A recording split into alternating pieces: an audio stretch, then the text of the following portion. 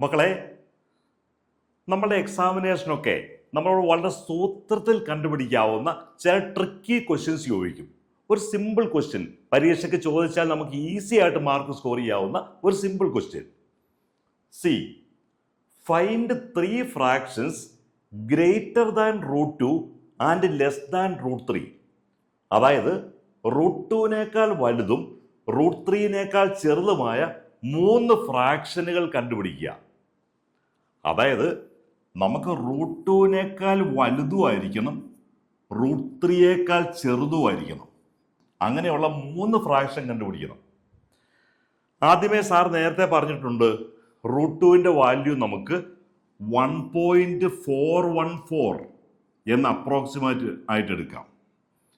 √3-യുടെ value 1.732 ഇങ്ങനെ എടുക്കാം. അതായത് √2-ൻ്റെ വാല്യൂ 1.414, √3-യുടെ വാല്യൂ 1.732 നമുക്ക് അപ്രോക്സിമേറ്റ് ആയിട്ട് എടുക്കാം. പക്ഷെ അത് ഇൻഫിനിറ്റ് ആണെങ്കിൽ പോകുന്നുണ്ട്, അത് നമുക്കറിയാം. ഇനി നമ്മൾ ഇതിൻ്റെ ഇടയ്ക്കുള്ള 3 നമ്പറുകൾ കണ്ടുപിടിക്കണം. നമുക്ക് അതിനുള്ള എളുപ്പ വഴി സാറ് പറഞ്ഞു തരാം. ഇത് 1.4ലാണ് നിൽക്കുന്നത്. അതുകൊണ്ട് 1.414 less than 1.5 less than 1.6 less than 1.7 less than 1.732. ഇതാണ് ഇതിൻ്റെ റൂട്ട്. ഇതെങ്ങനെയാണ് സാർ മനസ്സിലാക്കിയേ?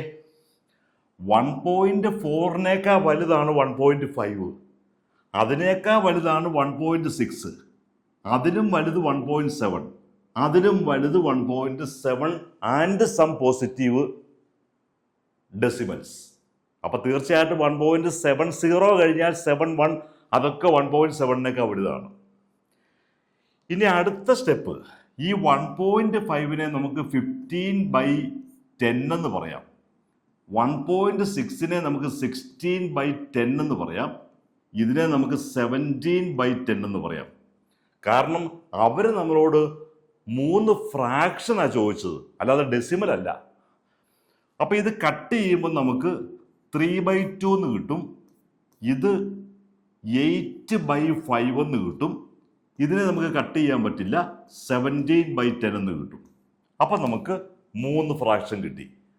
അപ്പം നമുക്ക് പറയാം 1.414, 3 ഫ്രാക്ഷൻസ് ബിറ്റ്വീൻ 1.414 ആൻഡ് 1.732.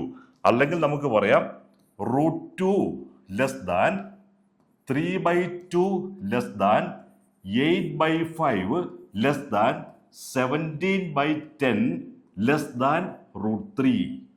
അതായത് √2-നും √3-ക്കും ഇടയ്ക്കുള്ള 3 ഫ്രാക്ഷൻസ് ആണ് 3/2, 8/5 ആൻഡ് 17/10. സാറിൻ്റെ വീഡിയോ സബ്സ്ക്രൈബ് ചെയ്യണം. അതുപോലെ മക്കളുടെ എല്ലാ ഫ്രണ്ട്സിലേക്കും വീഡിയോ ഷെയർ ചെയ്യണം.